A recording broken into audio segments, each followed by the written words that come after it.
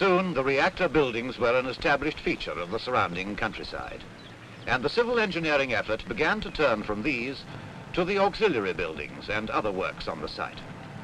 Among them were the cooling ponds for spent fuel, and in an annex to the long turbine house, the station's main control room. The time had come to install major items of generating equipment. Before the cladding of the turbine house was completed, the first steps were taken towards erecting the power plant. Already condenser installation had begun. A key point in reactor construction came with the lowering of the top dome into position, completing the reactor vessel.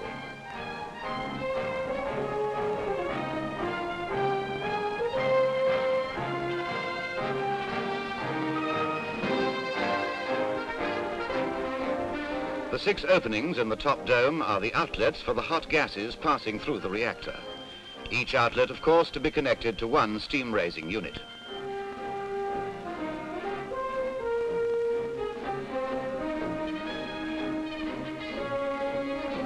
While permanent roads were being laid outside the turbine house, work had advanced on the condensers inside. The erection program was so phased that as number 1 set became ready for service, number 2 would be nearing completion, and so on, to accord with the overall turbine house program.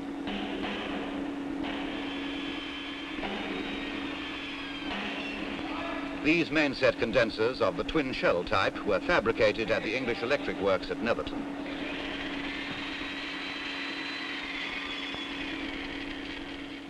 Meanwhile, in the sea wall area, work continued on the cooling water system. Every day, gangs of tunneling workers went down the access shaft to push on with the construction of the intake tunnels. In all, Taylor Woodrow constructed over 2 miles of cooling water tunnels and culverts to supply and discharge the 35 million gallons of seawater per hour needed by the condensers and other plant. On the reactor buildings, special housings were erected over the steam-raising units for the installation of the boiler tubes inside the shells. These were lowered through the opening designed for the gas duct from the reactor. The studded surface of the tubes was a Babcock development for more efficient heat transfer. The work was done in specially clean conditions to avoid any chance of incompatible metals contaminating the reactor through the gas circuit. On the reactor pressure vessels, nozzles had to be fitted for the standpipes through which the fuel elements and control rods pass. This called for a high standard of workmanship in the drilling, setting up and welding operations necessary. The standpipes, to be positioned on these nozzles, pass through the concrete pile cap 11 feet thick to the charge floor above, and they must be accurately preset.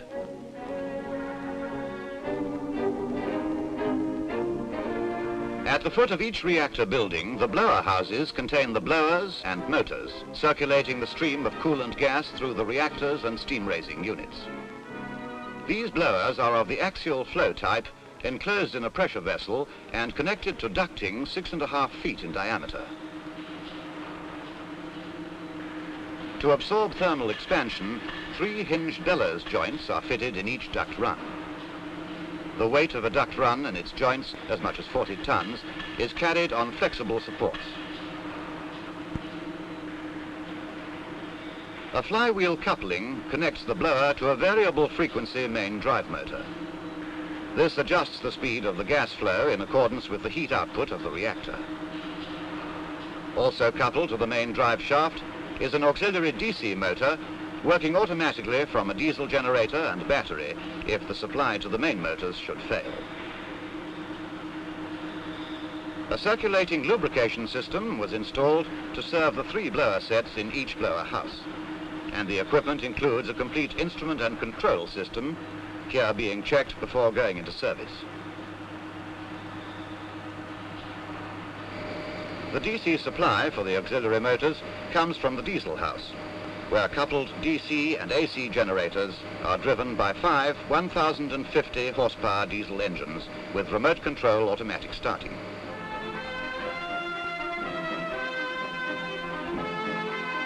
These diesel generator sets, rated to provide enough power for all essential reactor auxiliaries in an emergency shutdown, were built by English Electric.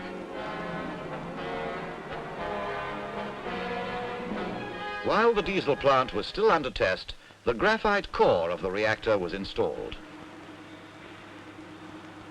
A clean conditions area was set up adjoining the reactor shell, and the graphite blocks passed through a gas duct outlet into the pressure vessel itself, where similar clean conditions were maintained. With every care being taken to reduce the risks of contamination or damage, the blocks were built up into an interlocking core, providing 4,500 channels for the fuel cans and more than 150 channels for control rods.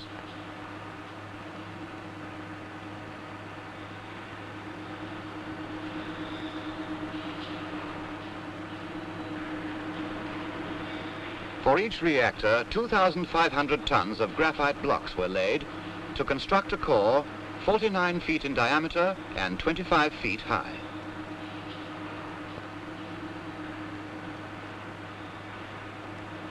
At the same time as the atomic engineering work went ahead in the almost completed reactor buildings, great changes had been made in the turbine house installation. The first of the 6 main turbo-alternator sets was nearly ready for service, and using the Babcock cranes installed, erection of the remaining sets was well advanced.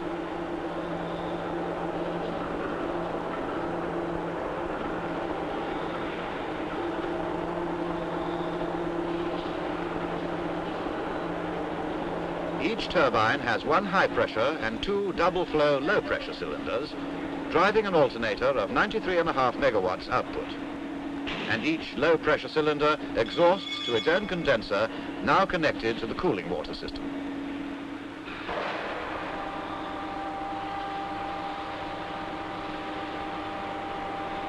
In the design of the rotors, advantage was taken of the development by English Electric of long blades for conventional turbo generators.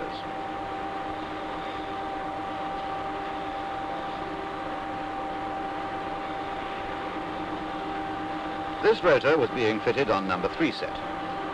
About the same time on number 2, the rotor shafts between the 2 low pressure cylinders were being rigidly coupled. In accordance with normal practice, the alternator rotors had been given overspeed and dynamic balancing tests and had been seasoned at working temperatures at the English Electric Works.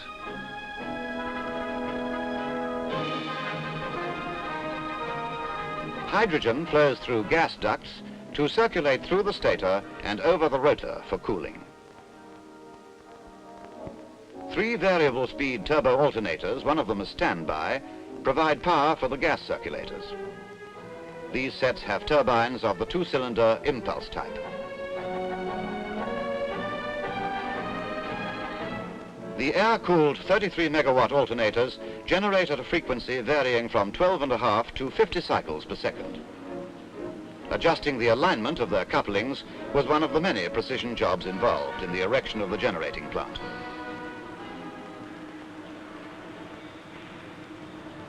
Next to the turbine house, 6 main transformers, each rated at 110,000 kVA, were connected to the generating sets.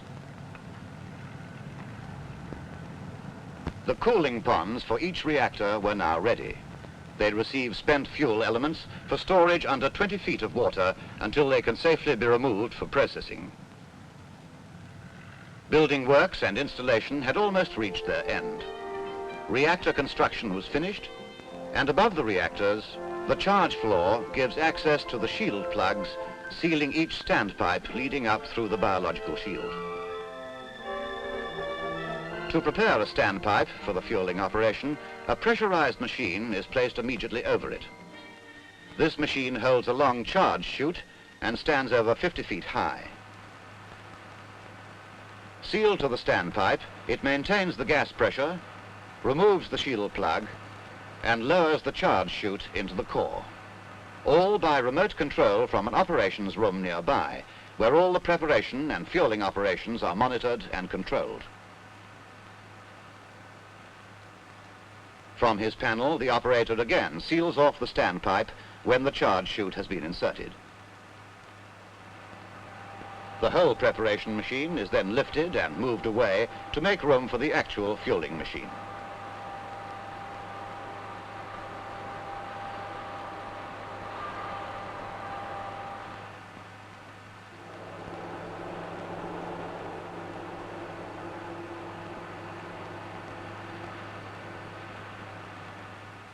The fuel elements consist of finned magnesium cans containing rods of natural uranium.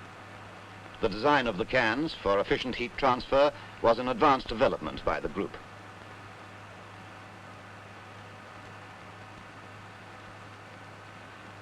The fueling machine also operates under pressure. It holds a magazine of new fuel elements, and it too is connected and sealed to the standpipe by remote control. From the operations room, the charge chute can be directed into any of a group of adjoining fuel channels.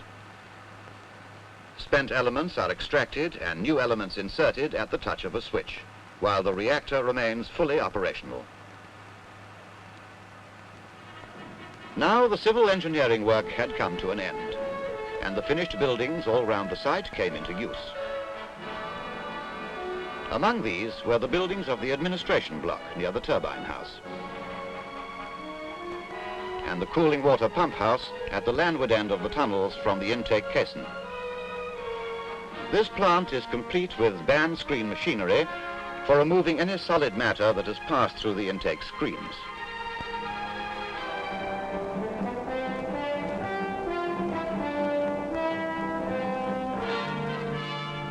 Further buildings now finished and equipped included the canteen for the station staff, the large workshop at the end of the turbine house, and of course the two reactor buildings with all their services, and the turbine house with the main control room adjoining it. From this one room, all reactor operations are supervised and controlled. For the initial charging of the reactor, the boron steel control rods, each operated by its own winding gear in the pile cap, are in the lowered position. To begin with, the reactor is charged with fuel to rather less than its total capacity. Slowly and in small groups, the control rods are raised in turn, a little at a time, under the control of the engineer at his panel.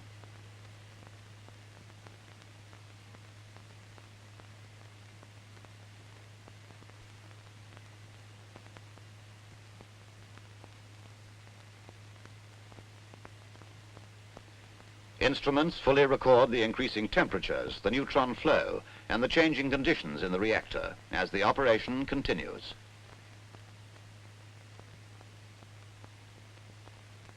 Until finally, the chain reaction starts. The reactor begins generating power. Full load operation follows after more fuel has been added and all systems further tested. And from this same control room, the output is directed to the super grid to meet the rising demand.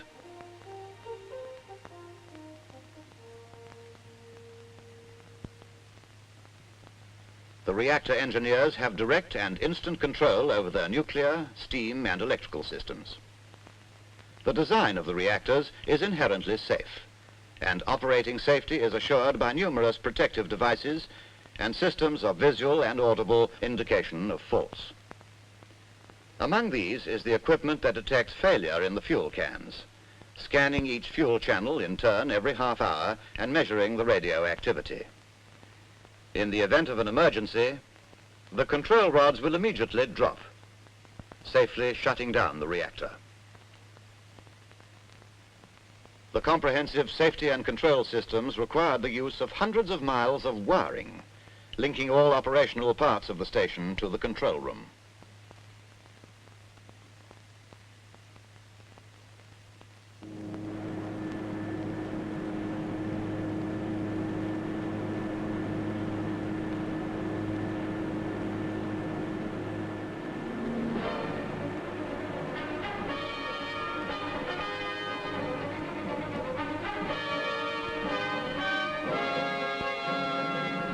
Hinkley Point was built for the Central Electricity Generating Board, whose engineers had throughout actively cooperated in the design and planning of the station.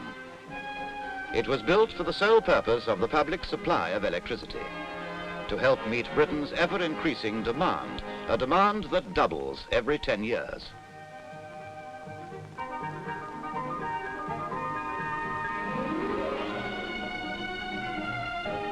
The combined electrical, mechanical and civil engineering experience of 3 major organizations serving industry throughout the world has resulted in an atomic power station far in advance of any before. But Hinkley Point is only a beginning. The same group of companies is pushing nuclear engineering ahead again at Sizewell in Suffolk. Here they have designed a station of somewhat greater power, and for the first time the 2 reactors are housed in a single building, increasing operating efficiency and reducing costs. An output of 580,000 kilowatts from 2 turbo generators only, 1 for each reactor.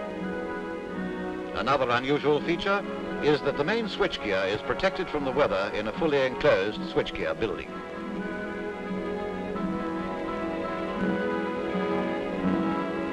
Yet even Sizewell is surpassed by the group's next nuclear undertaking, Wilfer in Anglesey.